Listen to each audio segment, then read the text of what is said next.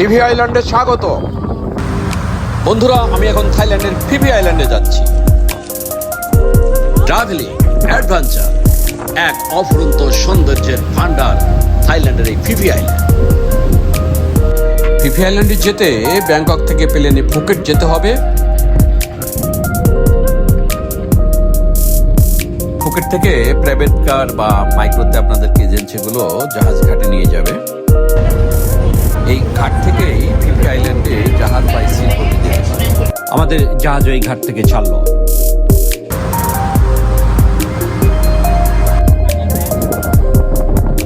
এখানে মূলত দুটো দ্বীপ রয়েছে, একটা ফিফি লে এবং আর একটা ফিফি ডন।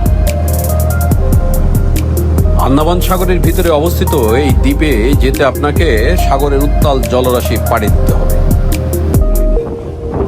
ফিফি লেতে কোনো জনবসতি নেই। এর মায়াবীজ অত্যন্ত সুন্দর, চমৎকার বালুকাময় সৈকত। স্পিড বোটে গেলে এখানে নামতে পারবেন, তবে জাহাজে গেলে এখানে নামতে পারবেন না, সাইড দিয়ে দেখে চলে যেতে হবে। স্রষ্টার এক অপূর্ব সৃষ্টি সাগরের মাঝে এই চুনাপাথরের দ্বীপ। একটা তথ্য আপনাদের জানিয়ে রাখি, এই সেই আন্দামান সাগর যার আন্দামান ও নিকোবর দ্বীপপুঞ্জে সেলুলার জেল ছিল, আর একেই বলা হতো কালাপানি, যেখানে স্বাধীনতা কামীদের নির্বাসন দিত ব্রিটিশরা। এখন আমার পিছনে যে দ্বীপটা দেখছেন, চুনাপাথরের পাহাড়গুলো, এগুলো কিন্তু ফিফি লে। আমরা এর পাশ দিয়ে যাচ্ছি, দেখুন নীলাভ স্বচ্ছ জলরাশি। ফিফি লের মায়াবের স্বচ্ছ জলরাশি আপনাকে মায়ায় বেঁধে ফেলবে। অসাধারণ, অপূর্ব, অনিন্দ সুন্দর। সত্যি বলতে কোনো বিশেষণেই এই দ্বীপকে বিশেষায়িত করা যায় না।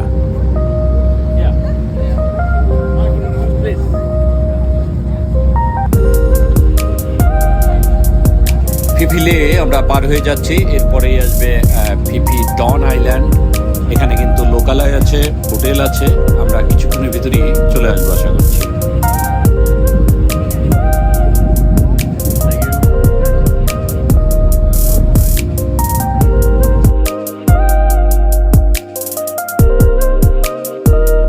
আমরা চলে এসেছি ফিফি ডন আইল্যান্ডে।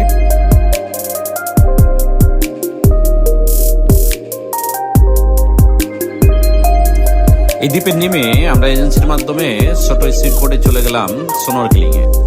কেউ কেউ গিয়েছেন মাঙ্কি আইল্যান্ডে, সময় স্বল্পতায় যেখানে একটাতেই যেতে পারবেন।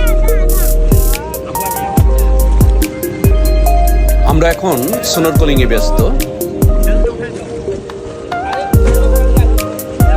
এখানে পান্না সবুজ জলরাশিতে সমুদ্রের বিচিত্র সৃষ্টি আপনারা দেখতে পাবেন, রঙিন মাছ দেখতে পাবেন।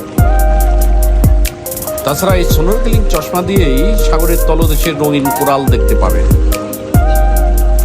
দেখুন পানির উপরে আমার চারপাশে কি পরিমাণ মাছ, আসলে রঙিন মাছ ভিড় করেছে।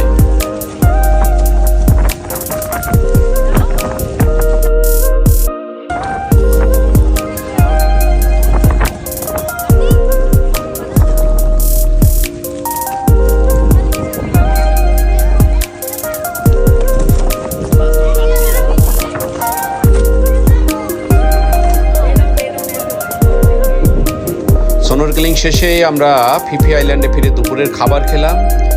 এখানে রাত্রি যাপন করতে চাইলেও থাকার ব্যবস্থা আছে।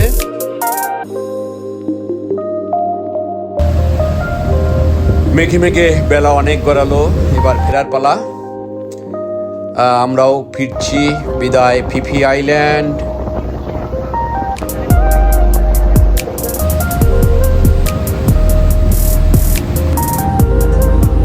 নিজেকে এখন এই জলসীমার জমিদার মনে হচ্ছে।